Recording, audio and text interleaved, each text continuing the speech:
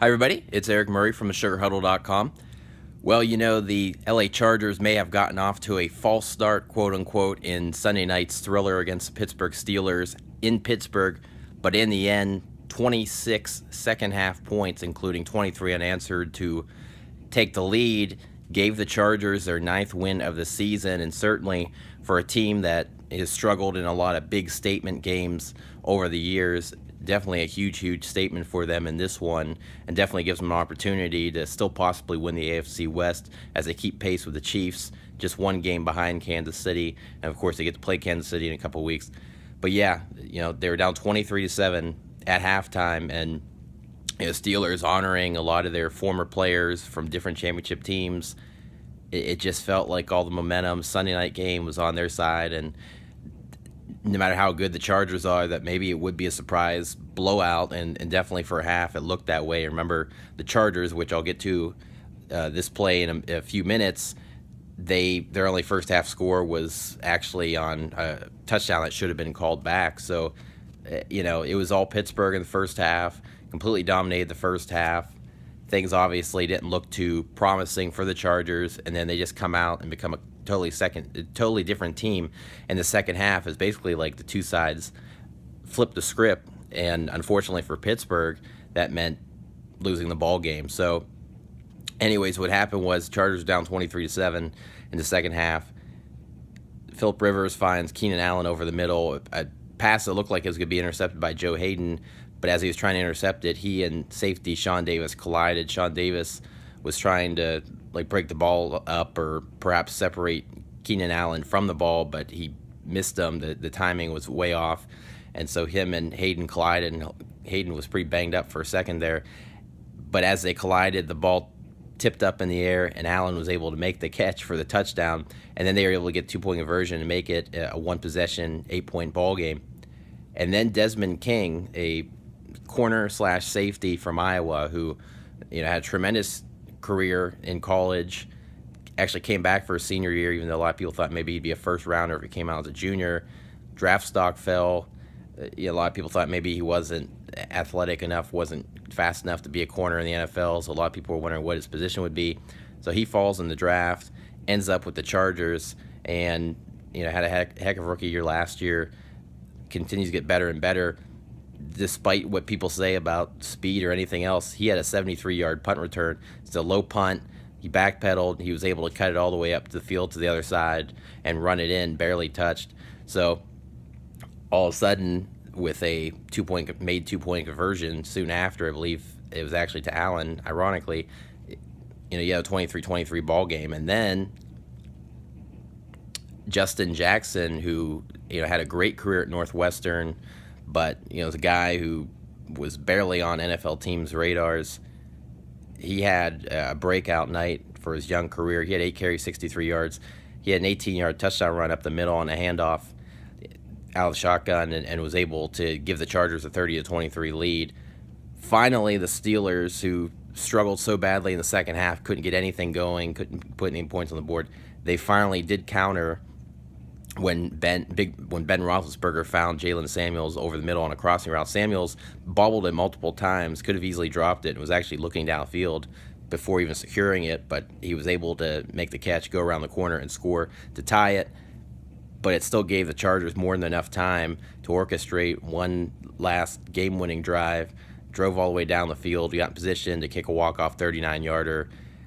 I know it was said that the Charger long snapper has had a history of possibly illegal snaps, and Joe Schobert, Browns linebacker, actually said on Twitter that it's something that he's done his whole career, and they pointed out to the officials when they played the Chargers earlier in the year, and the officials said that it's cool, it's totally fine, apparently, even though it's technically an illegal snap or technically a false start the way he does things. But anyways, even then, I really can't, blame the refs on this one, because the reality is, possible illegal snap or not, the Steelers, they just clearly were so eager to block a pretty short kick in the grand scheme of things for an NFL kicker, that they jumped the gun, and one guy got called, but it seemed like there was about 4 of them jumped offsides the first time. So then it became a 34-yarder, and By the way, the 39-yarder was just barely missed wide to left. And 34-yarder is blocked by Artie Burns, but of course he was way offsides. Easy call. 29-yarder on this untimed down to end the game. All of a sudden, Burns, who was even more offsides this time, he completely missed the kicker, and this one went right through. But nonetheless, you knew there was no way that Mike Badgley was going to, even with struggles he's had, there's no way he was going to miss it by this point, because the kicks just kept getting shorter and shorter to the point they were shorter than extra point length distances. But nonetheless, huge win for the Chargers. First half, I mentioned false start. Steelers got off to a quick 13-0 lead, extra point missed on the second time around, which is costly, but early drive, the Chargers started out, drove down the field, missed a field goal, and then the Steelers got their opportunity, 46-yard deep pass to Antonio Brown, who had a big night, got it down to the 1. Next play, James Conner punches it in. Then, soon after, ends up punching it in on another 1-yard touchdown, makes it 13-zip. Steelers had all the momentum in the world, and it felt like, the Chargers were shell-shocked and that the Steelers could definitely put on the route, quite possibly. And then out of nowhere, Rivers throws a 46-yard touchdown pass to Travis Benjamin. But wait, there should have been a penalty. What happened was the right tackle for the Chargers, he actually moved early, jumped early, and we know, false starts are easy calls for officials, offsides, false starts, things like that, and they completely missed it. And the thing it was bad about it wasn't so much about really bad break for Steelers, blah blah blah. It was more the fact that the NFL, which makes those calls so easily, college, for having lesser officials, makes those calls so easily.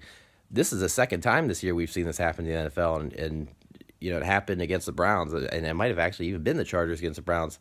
Just a totally blown false start. It's like, if you're an NFL ref, you can't miss that. So it doesn't really matter who it benefited or who it helped, but just a call that has to be made.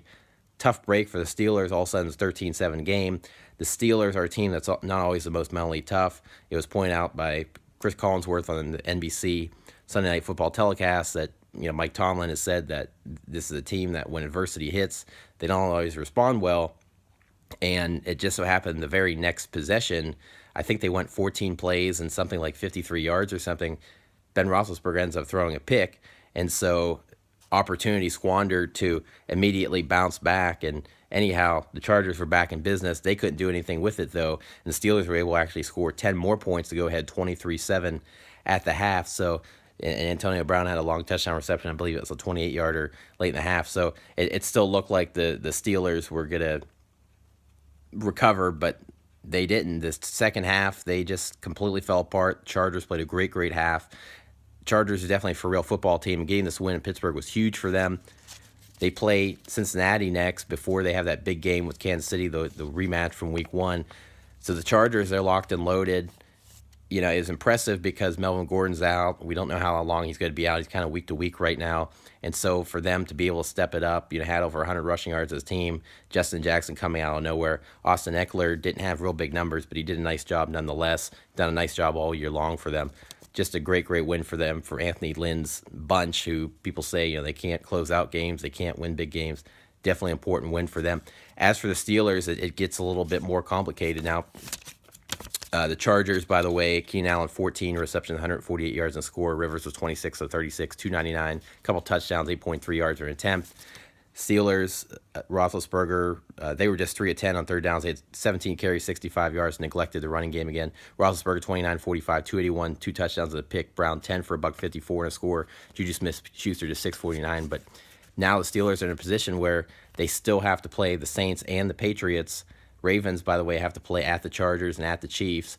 So a situation where Week 17, Steelers against the Bengals, Ravens against the Browns, the state of Ohio could actually decide the AFC North. So the Steelers, they have to find a way to win one of those two games. The same with the Ravens. Could come down to Week 17, AFC North, suddenly a really crazy division.